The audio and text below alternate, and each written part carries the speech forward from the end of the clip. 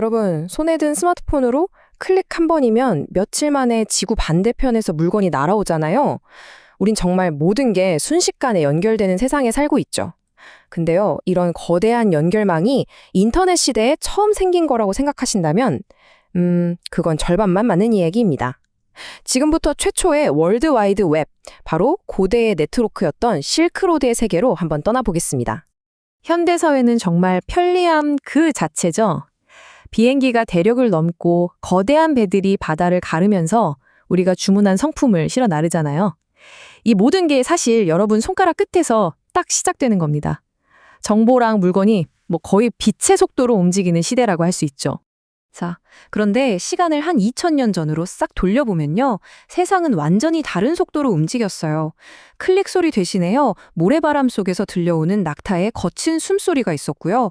비행기 대신 몇 달, 아니 몇 년을 걸쳐서 묵묵히 사막을 건너는 사람들의 긴 행렬이 있었죠. 이게 바로 인내와 발걸음으로 한 땀 한 땀 이어진 길, 실크로드였습니다. 네, 맞아요. 실크로드는 그냥 비단 팔던 길이 아니었어요. 동쪽과 서쪽, 완전히 다른 두 세상을 하나로 꽉 묶어주는 거대한 밧줄 같은 거였죠. 무려 8,000km에 달하는 이 길은요, 험준한 산맥이랑 불타는 사막을 가로지르면서 인류 최초의 글로벌 교류를 열었습니다. 모든 위대한 시작에는 항상 첫걸음을 뗀 사람이 있잖아요. 과연 이 거대한 네트워크의 시작점에는 어떤 이야기가 숨어 있을까요? 누가 이 모든 걸 가능하게 한 그 용감한 첫걸음을 내디뎠을까요? 그 주인공은 바로 장건이라는 인물입니다. 지금으로부터 약 2000여 년 전 한나라 황제가 특명을 하나 내립니다. 서쪽에 있다는 전설의 말, 천마를 꼭 구해오라는 거였죠.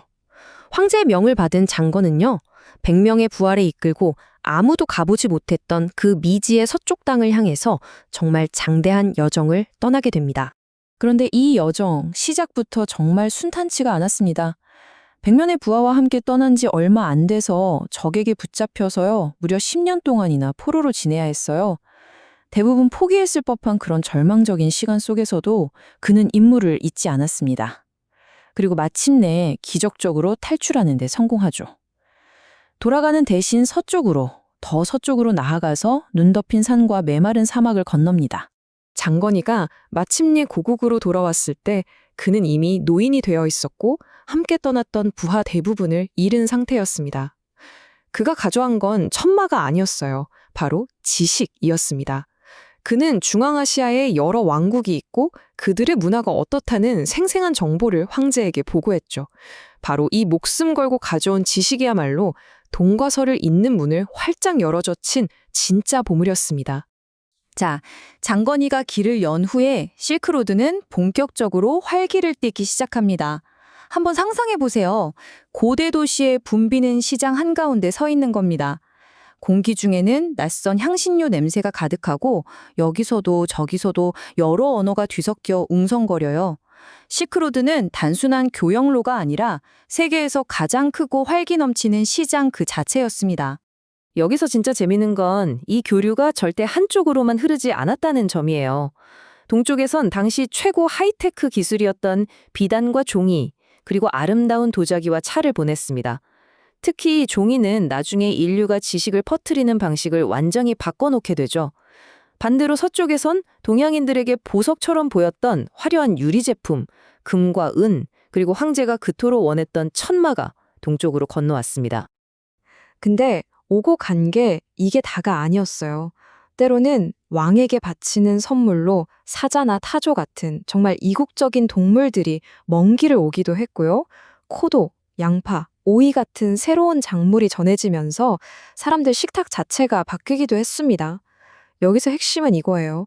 실크로드를 통해 움직인 건 단순히 물건이 아니라 각 지역의 문화 그 자체였다는 거죠. 그럼 이 수천 킬로미터의 길을 실제로 어떻게 여행했을까요? 우리가 흔히 생각하기엔 상인 한 명이 중국에서 로마까지 쭉 갔을 것 같지만 현실은 좀 달랐어요. 마치 릴레이 경주 같았죠. 한 상인이 특정 구간을 가서 물건을 넘기면 다음 상인이 그걸 받아서 더 먼 곳으로 옮기는 시기였습니다. 이들은 사막의 배라고 불리는 낙타를 이용해서 카라반이라는 대규모 상단을 꾸려서 함께 이동했고요. 이제 실크로드의 어쩌면 가장 중요한 부분에 대해 이야기해볼 시간입니다. 이 길 위에서는 눈에 보이는 상품보다 훨씬 더 귀한 것들이 보이지 않게 오고 갔거든요. 그게 뭘까요? 바로 사상과 신념, 그리고 기술이었습니다. 상품이 여행할 때 아이디어도 함께 여행한다. 이 말이 실크로드의 진짜 힘을 딱 보여주는 것 같아요. 상인들의 등에는 향신료 자루가 실려 있었겠지만 그들의 머릿속에는 각자의 종교와 예술 그리고 세상을 보는 방식이 담겨 있었던 거죠. 구체적인 예를 들어볼까요? 불교가 바로 이 길을 따라서 인도에서 중국과 동아시아 전역으로 퍼져나갔습니다. 나중에는 이슬람교랑 기독교도 이 길을 통해 새로운 땅에 뿌리를 내렸고요. 중국의 혁신적인 발명품이었던 종이 만드는 기술은 실크로드를 통해서 아랍 세계로 그리고 유럽으로 전해져서 지식의 대중화를 이끌었죠.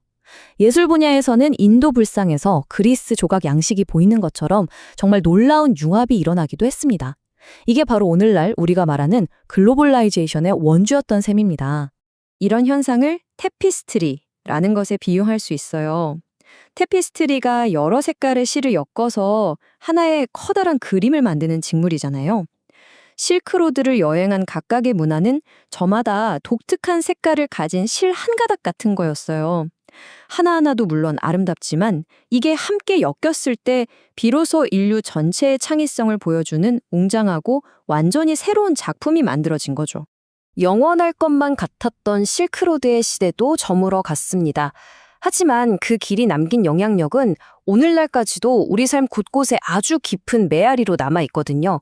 이 오래된 길이 현대사회에 어떤 의미가 있는지 한번 같이 생각해 보시죠.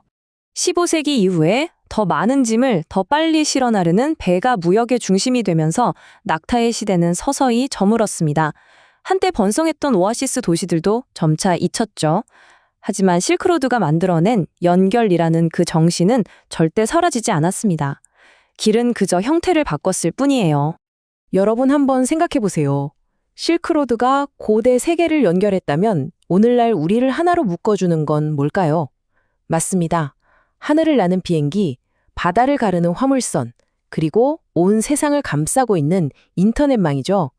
우리는 장건이나 옛날 상인들은 정말 꿈도 꾸지 못했을 속도와 규모로 연결되어 있습니다.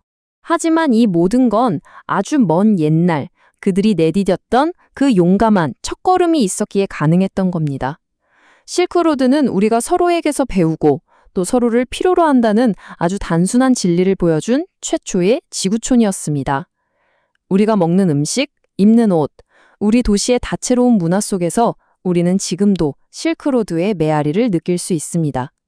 인간의 연결을 향한 이 위대한 여정은 바로 실크로드에서 시작되었고 그 길 위에서 우리 모두는 여전히 각자의 여행을 계속하고 있는 셈입니다.